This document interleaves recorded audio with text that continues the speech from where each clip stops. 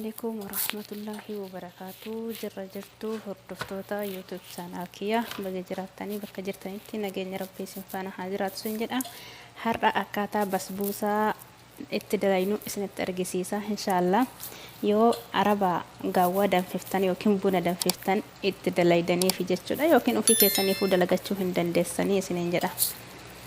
Agaraatiin nu barbaachisu maal inni ka jedhu maal fayyadamna. Anmoo jillaala jechuudha takka takkaan yeroo dalagu maqaa isiniif dhayaa deema jechuudha. Tuni gishxaadha. Gishxa buuk jedhamti. Isii tana habbaa takka jechuudha. Habbaa takka. Asitti illee akkuma argitan haliib boodara jedhama. Kuni haliib needuu yookiin haliib boodara jedhama. Isillee ilbaa gishxaa tanaan takka itti fayyadamna itti naqanna jechuudha. Isii tana takka itti naqadhe ammallee isii tana takka sukkaara itti naqa jechuudha.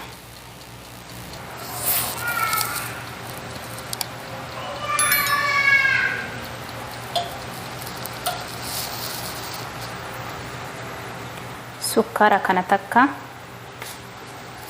akkasuma zaytillee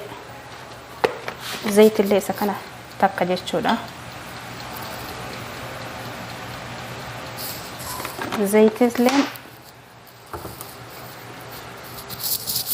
Zaytillee isa kana tokko fayyadamna.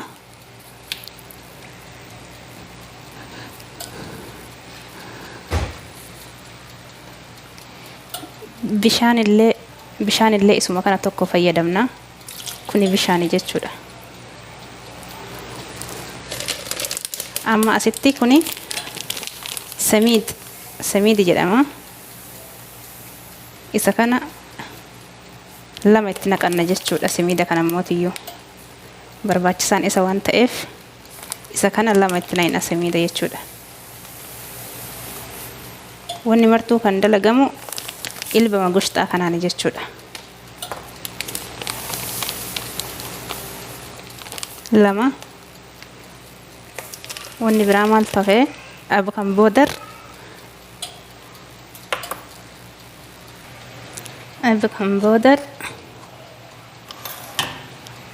isa kana jechuudha. Akkanatti jechuudha. Dabala xiqqoo isii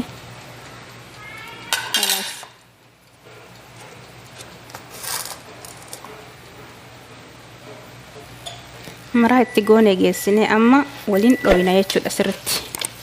Sirritti waliin dhayaa barbaachisaa. Isa kana waliin dhooyna sirritti waliin dhoofna jechuudha. Akka hundi isaa wal fudhatutti jechuudha. Isinitti das jedhadheetii yaada inshaallah.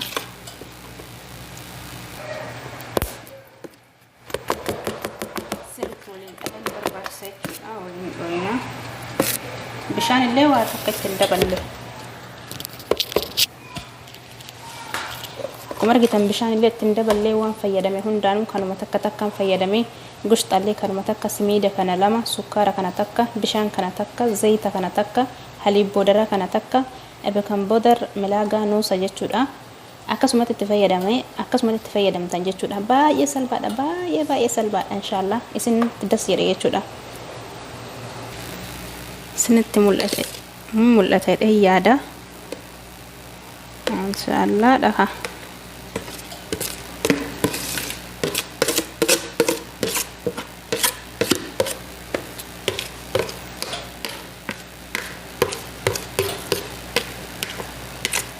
Akkanatti furona kennaa nuusa takkaa fi jalaaf gubbatti itti banneet nuusa takkaaf kenna. Hagas immoo sheeriyyaa dalayna jechuudha.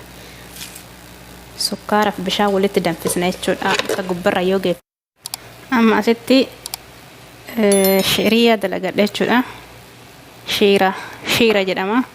Sukkaara birciqqoo takka jechuudha. Birciqqoo takka sukkaara jechuudha. Basbuusatti dabaluuf.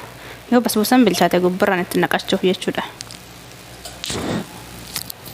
Akkasuma bishaan illee birciqqoo takka.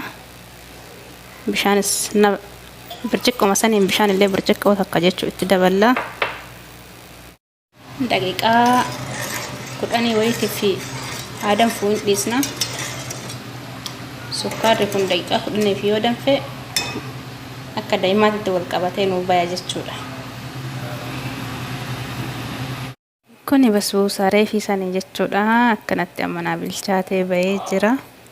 Kun immoo tiyyuu sheeriyaa dalagisanii shiira jechuudha. Zaafaraana namni hin beekne hin jiru kabuna keessa buusan san jechuudha. Isa xiqqishuu isii keessa buusee akkanatti bifa jijjiiratee naa bahee jira jechuudha. Isa kana amma akkanatti irra na'ina. Waliin geenna jechuudha guutuu isa.